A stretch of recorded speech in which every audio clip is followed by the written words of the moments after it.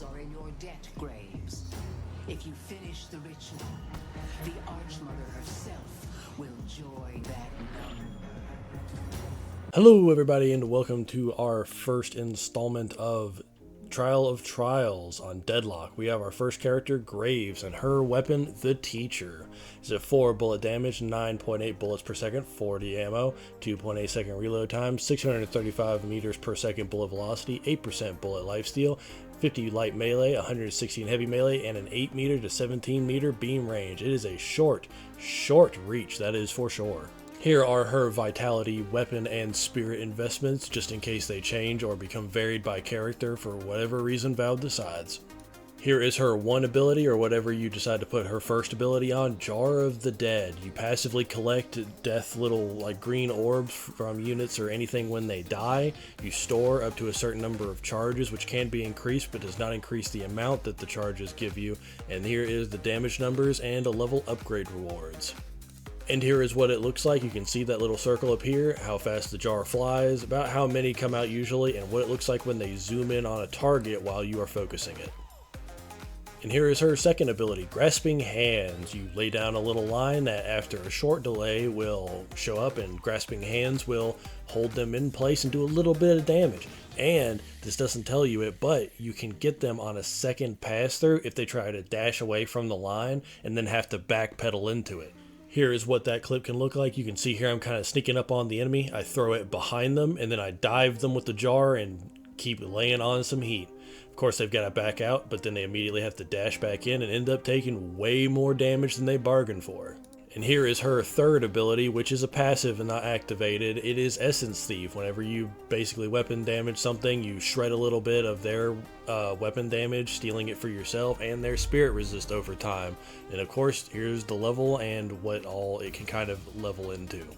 This is what makes weapon build Graves possible by itself. It is very powerful for closing distance in case you are behind an enemy on weapon damage or spirit resistance. You can shred it and either hit them with abilities or keep pulling their bullet damage away from them so that your attack does more damage and they do less. And here we have it, the fear of every side lane known to man in Deadlock, Borrowed Decree. You summon a little gravestone, some minion immediately appears, and the levels basically just deal with more minions being summoned or the cooldown. Not to mention there's a little bit of bonus damage there at the end, which is just max health spirit damage. Of course, this can be refreshered, and we'll talk about that later for cheesy strats. Here you can see me and my Victor are kind of pushed into our walker and we need to create some space. So here what I do is I go way behind our walker, I throw down the gravestone, and then the game plan here is that me and Victor start doing the side centered camps and the center machine so that we can scale up while the enemy is dealing with my ghouls pushing in. This is where Graves really shines, creating space in lane. So, how does she play? Well, she plays like anti-engage for a lot of people. Like, I'm dealing with a Billy in Furnace lane right now, and that's a lot of engage. It's actually too much engage, because I only have one ability that actually does any amount of CC, and it's the Grasping Hands line. And that only works if I predict correctly if they're going to push into me or run away. You see, right here, I throw it behind them, and you can just jump right over it. So you have to be very smart about how you want to use it in the situations. Otherwise, you can see right now, they're just harassing us for free because my weapon has such short range, and I've already used my trap ability that tries to hold them in place.